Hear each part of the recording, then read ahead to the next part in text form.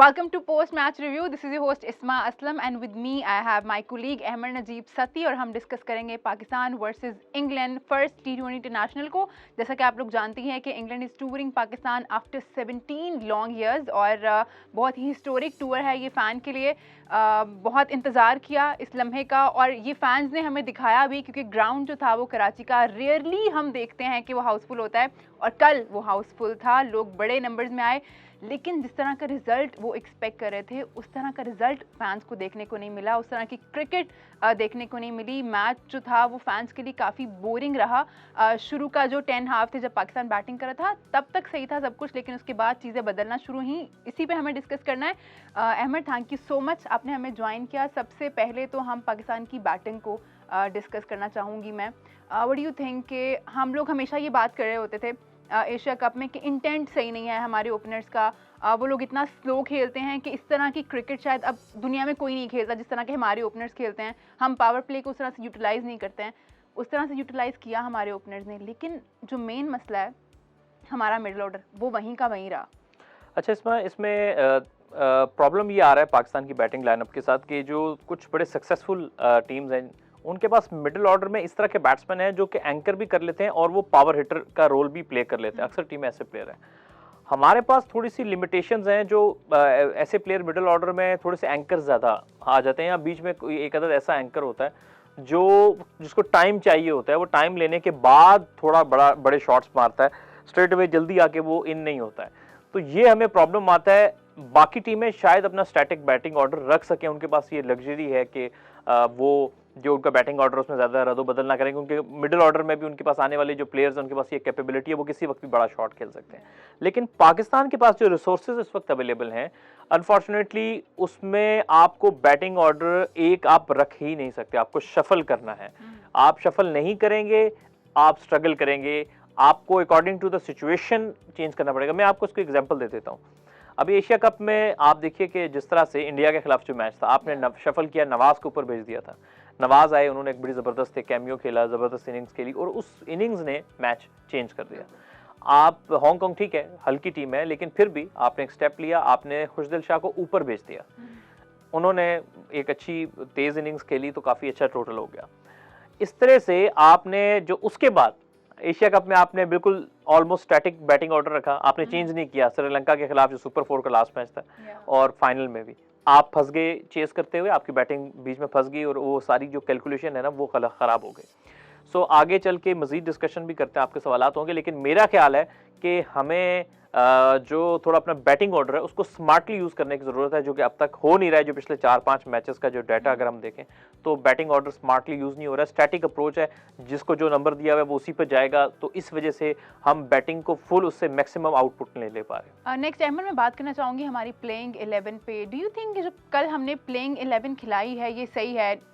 बाबर ने बात करते हुए कहा था कि हम डिफरेंट कॉम्बिनेशंस ट्राई कर रहे हैं। डू यू थिंक कि ये राइट टाइम है कॉम्बिनेशंस ट्राई करने का, जब वर्ल्ड कप में सिर्फ एक महीना ही रह गया हमारे पास?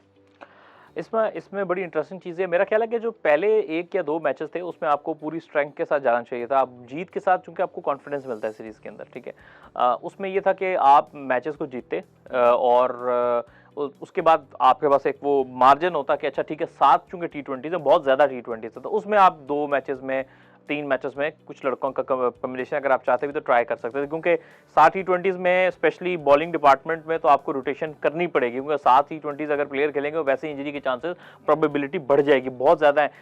जैसे मजर ने स्टैट शेयर किया था कि वो 2 एसोसिएट नेशंस थे, उनके दरमियान बस 7 T20 की सीरीज़ हुई है। उसके अलावा टेस्ट प्लेइंग नेशन या टॉप जो 10 टीम होती है उनमें कभी भी 7 T20 मैचेस की सीरीज़ नहीं हुई इंटरनेशनल लेवल पे। तो दूसरा प्लेइंग 11 जो आपकी बात की है, मेरा ख्याल है कि इस प्लेइंग 11 में पहले मैच में क्योंकि कोई इंजरी की बात नहीं आई, तो मैंने सपोज कर रहा हूँ कि शादाब को रेस्ट दिया होगा। शादाब को होना चाहिए था पहले मैच में। अगर देखिए ना, आप जीत के साथ आगाज करते तो आप एक कंफर्ट जोन में चले जाते हैं, आप केयर आगे हमारा स्टार्ट अच्छा हो गया। जब पहला मैच आप हार जाते हैं तो फिर आप एक बैकफुट पे रहते हैं, फिर जो आपने आगे कुछ एक्सपेरिमेंट करने भी होते हैं वो भी आप झिझकते हैं करने से। तो मेरा ये ख्याल है कि शादाब खान को एक तो होना चाहिए था, शादाब को। दूसरा मैं पॉइंट रेज करूंगा कि उस्मान कादिर की प्रोग्रेस बिल्कुल कहीं नहीं जा रही है। अब मेरा, अगर मैं गलत नहीं हूं तो दिसंबर 2020 उसमें जब जिम्बाब्वे पाकिस्तान आई थी तो उस्मान कादिर को खिलाया गया, इंटरनेशनल डेब्यू कराया गया। उसके बाद से वो मोस्टली टीम के साथ ट्रैवल करते हैं, ऑन ओकेजन्स खेलते हैं। उस्मान कादिर जो है वो डोमेस्टिक क्रिकेट हार्डली खेलते हैं। उनको एक्स क्रिकेटर्स ने, जैसे मोहम्मद हफीज साहब ने भी एक प्लेटफॉर्म पे कहा था कि मैंने उनको कई बार मशवरा दिया कि आपकी बॉलिंग में एक्यूरेसी नहीं, हम देखते हैं ना कई बॉल वो बिल्कुल शॉर्ट पिच कर देते हैं, 2 या 3 तो अपने स्पेल में फुल टॉस बहुत कराता ही कराता। कल कमेंटेटर्स भी यही बात कर रहे थे कि इनको अपनी लेंथ पे ध्यान देना जी, तो उसका एक ही सोल्यूशन होता है, लेकिन बड़ा सबको पता है, एक्स क्रिकेटर्स भी इस पे बहुत बात कर चुके हैं। आप जब 4 डे की बॉलिंग करते हैं लंबी क्रिकेट की, तो उसमें बेसिकली आपके पास इनफ टाइम होता है तो आपकी एक्यूरेसी बेहतर होती है, ठीक है, आपकी अपनी एक्यूरेसी। उस हवाले से खबरें ये हैं कि वो इंटरेस्टेड नहीं हो खेलने में। जब ना आप इंटरनेशनल लेवल पे रेगुलरली खेल रहे हो, ना आप डोमेस्टिक में खेल रहे हो, तो आपकी प्रोग्रेस कैसे होगी एज अ प्लेयर? तो वो टीम के साथ कैरी हो रहे हैं पिछले 2 साल से, ठीक है। तो ना वो इधर के ना उधर के, सीरीज में कभी एक मैच मिलता है, कभी पूरी सीरीज में कोई मैच नहीं मिलता, जब मिलता है तो उनका हाथ ही नहीं सीधा होता, 2-3 फुल टॉसेस। क्वालिटी बहुत आउटस्टैंडिंग है उनकी, मतलब पाकिस्तान में इस वक्त उनकी क्वालिटी का जो उनके पास वेरिएशंस हैं, जिस तरह उनका हाइट है, जो उनका लेग स्पिनर है, जो गूगली है, टॉप स्पिनर है, वो क्वालिटी किसी के पास नहीं है। लेकिन आपके पास जितनी मर्जी क्वालिटी हो इसमें, जब तक आपके पास एक्यूरेसी नहीं है कि मैं सही जगह पे फेंकूं, उस जगह पे गेंद, जिसको हम कॉरिडोर ऑफ अनसर्टेनिटी कहते हैं, और वहां से गेंद आइदर गूगली होगी, आइदर वो वहां से लेग स्पिन होगी, या वो टॉप स्पिनर होगा, तब तक आपका कोई फायदा नहीं। अब देखें कैसी अजीब सी एक वाइब्स आती हैं। एक तरफ जाहिद महमूद हैं जो पिछले 3 साल से सीजन आप देख लें वो विकेट्स पे विकेट्स ले रहे हैं, और वो ऑलमोस्ट स्पिनर्स में वो लीडिंग चार्ट्स में होते हैं। अभी भी जाहिद महमूद बेहतरीन बॉलिंग की, अभी जो नेशनल T20 आपका चल रहा है, आपने उनको टीम के साथ रखा। उन्होंने पहले T20 में 3 आउट किए थे साउथ अफ्रीका के खिलाफ 2021 के स्टार्ट में, पाकिस्तान जब साउथ अफ्रीका आई थी। उसके बाद से आपने उनको साइड लाइन किया, आपने कहा जी ये लॉन्ग फॉर्मेट के बॉलर है, लॉन्ग फॉर्मेट से भी बगैर खिलाए निकाल दिया, यहाँ पर एक T20 निकाल दिया। तो मेरिट पे थोड़े से क्वेश्चन रेज होते हैं कि एक प्लेयर और दूसरा ये उस्मान कादिर ये चाहते हैं कि अगर वो परमानेंट पार्ट हो पाकिस्तानी टीम का, तो उनको मेरा ख्याल है डोमेस्टिक क्रिकेट दिलजमी से खेलनी पड़ेगी। और एक बात ये कि मेरा ख्याल है कि आगे आने वाले मैचेस में अगर ये इस मैच में इनको अबरार को खिलाना चाहिए था। मैं इसी पॉइंट से आपके लिंक करूंगा कि देखिए इस पूरे मैच में जो बॉलिंग में फास्ट बॉलर्स ने ज्यादातर, कुछ को छोड़ के थोड़े एक्सपेंसिव रहे, स्पिनर्स ने बहुत इंग्लैंड के भी अच्छी बॉलिंग की, और उस्मान कादिर ने, नवाज ने बहुत आउटस्टैंडिंग स्पेल किया। उस्मान की जो गेंदें जगह पे गिरी हैं वहां पे बैट्समैन को प्रॉब्लम हुई है। अबरार अहमद इस वक्त आपके मेन स्क्रीन के ऊपर या मेन फ्रेटर्निटी में, अरेना में एक ओनली मिस्ट्री स्पिनर है जो फिंगर से गेंद को दोनों तरफ टर्न करने की सलाहियत रखते हैं। तो वो एक सरप्राइज पैकेज हो सकते थे। मेरा ये ख्याल है कि इस सीरीज में उनको जरूर ट्राई करना चाहिए।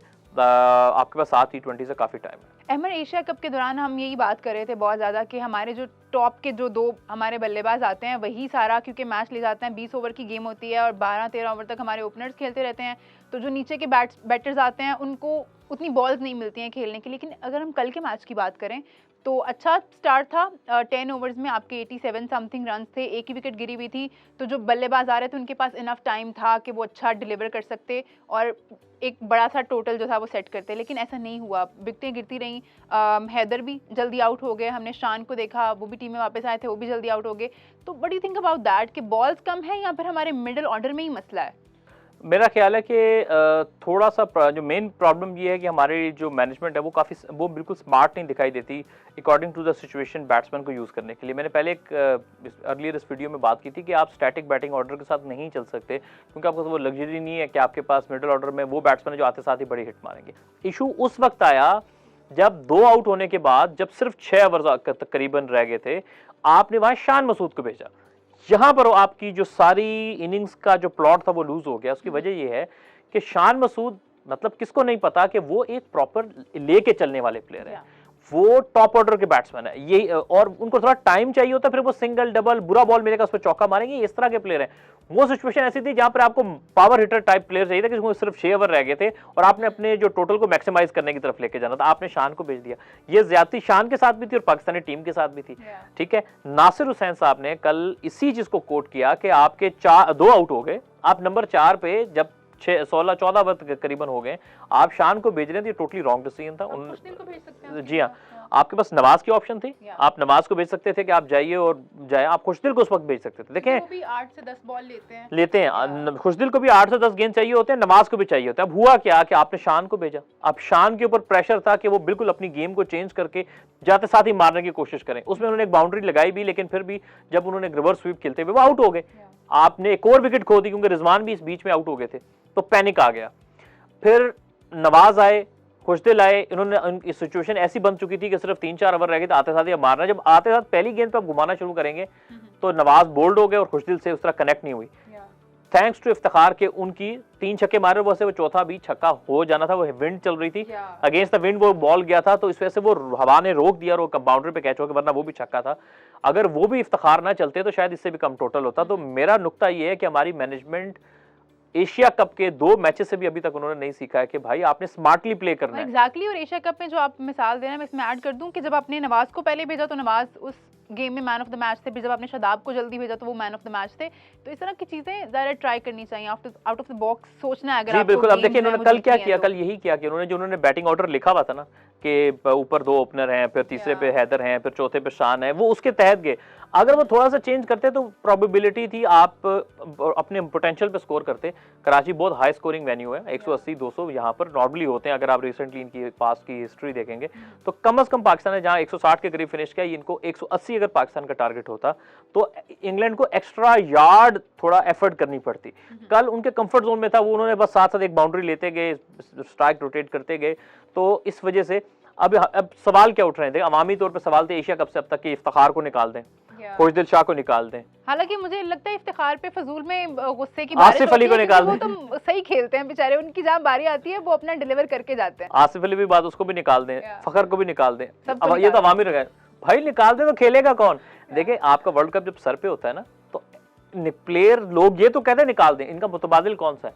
अब जिस नंबर पे खुशदिल खेलते हैं, जिस नंबर पे आसिफ अली खेलते हैं, इस वक्त पाकिस्तान के डोमेस्टिक सर्किट में उस नंबर के प्लेयर बहुत लिमिटेड आपके पास ऑप्शंस हैं, ठीक है। और फिर ऐसा भी नहीं होता कि आप बिल्कुल वर्ल्ड कप से पहले टीमें चेंज कर दें, आपको इनको बैक करना पड़ेगा। हालांकि खुशदिल की कुछ लिमिटेशंस हैं, जैसे वो बाउंसर पे कमजोर हैं, थोड़ा सा ऑस्ट्रेलिया में जब आप जाएंगे तो राइजिंग बॉल जो ऊंचा आएगा उनको प्रॉब्लम होगी। लेकिन फिर भी आपने जब इतना इन्वेस्ट किया, आपने 1.5 साल से उनको साथ रखा हुआ है, तो फिर आप उन्हीं को बैक करेंगे, जो उनकी वीकनेसेस हैं उनको सेटल डाउन करने की कोशिश करेंगे। और थोड़ा सा मसला जो बड़ा बैटिंग में आ रहा है वो आपकी यूटिलाइजेशन ऑफ द प्लेयर्स का आ रहा है कि जिस तरह की सिचुएशन है उस हिसाब से मिडिल ऑर्डर के प्लेयर्स को भेजिए, आप स्टैटिक मिडिल ऑर्डर ना रखें। तो अगले मैच में क्या स्ट्रैटेजी होनी चाहिए? सेम प्लेइंग 11 के साथ जाना चाहिए पाकिस्तान को? मेरा ख्याल अगले मैच में सिंपली आपको ज़्यादा पैनिक करने की ज़रूरत नहीं है, क्योंकि पैनिक से मसले हल नहीं होते। एक तो शादाब को मस्ट आपने लेकर आना है उस्मान कादिर की जगह, और शादाब के आने से ही होगा कि आपको एक एक्स्ट्रा बैट्समैन भी वो बहुत अच्छे हैं, बॉलिंग भी बहुत, एक सबसे बड़ी बात है। और फील्डिंग में कितनी जान मारते हैं, फील्डिंग में तो one of the best in the world, और इकोनॉमिकल बॉलिंग करते हैं बहुत। नवाज और शादाब का जो कम्बो है ना, वो मिडिल ओवर में मेक श्योर करेगा कि आप इनिंग्स को पकड़ के रखें, जाने न दें। और मैं तो ये चाहूंगा कि अबरार भी खेलें। 3 स्पिनर्स होंगे तो इंग्लैंड को दिक्कत होगी, मुश्किल होगी। सो बाकी ये है कि थोड़ा सा यही स्ट्रैटेजी रखें, पावर प्ले के अंदर अटैकिंग मोड रखें, जिस तरह पहले T20 में वो बिल्कुल फाइन, तो वैसी होनी चाहिए। मिडिल ओवर का हमारा इशू बड़ा पुराना आ रहा है 2-3 साल से, वहां पे हम मोमेंटम लूज कर देते हैं कि हम ये एक्सपेक्ट कर रहे होते हैं कि आखिरी 5 ओवर में बहुत मारदाड़ होगी। ये जो बहुत हाई रिस्क स्ट्रैटेजी की जो हम एक्सपेक्टेशन होती है, उसमें हमारी ऊपर तले पर विकेटें गिरती हैं। लोग कहते हैं ये जो आपके बैट्समैन सही नहीं है, हालांकि आपकी जो स्ट्रैटेजी इतने बुरे नहीं है बैट्समैन जितनी स्ट्रैटेजी बुरी है। तो मेरा ख्याल है कि अपनी जो इनिंग्स की पेस है ना, उसको थ्रू आउट अच्छा लेकर चलें, सिर्फ आखिर के ओवर के तक ना छोड़िए कि वहां पर आखिरी ओवर में कुछ कमाल हो जाएगा। तो ये थोड़ी स्ट्रैटेजी भी बेहतर करने की जरूरत है, और आई होप पाकिस्तान अच्छा करेगा आगे मैचेस में। थैंक यू सो मच, और आप लोगों का भी बहुत शुक्रिया हमारे साथ देने का। आपसे मुलाकात होगी अगले एपिसोड में। अपना बहुत ख्याल रखिए। अल्लाह हाफिज।